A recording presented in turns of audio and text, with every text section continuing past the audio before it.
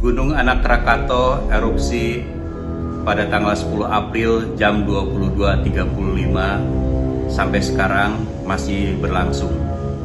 Tipe letusan yang terjadi adalah strombolian. Tinggi kolom pada awal letusan 500 meter, sekarang sudah berkurang. Terkait dengan dentuman yang terdengar di Jakarta tadi malam, sejak awal letusan sampai sekarang di pos pengamat Gunung Api Pasauran, Banten tidak terdengar dentuman. Dengan demikian, kami belum bisa mengkorelasikan antara erupsi Gunung Anak Rakatau dengan dentuman yang terjadi di Jakarta.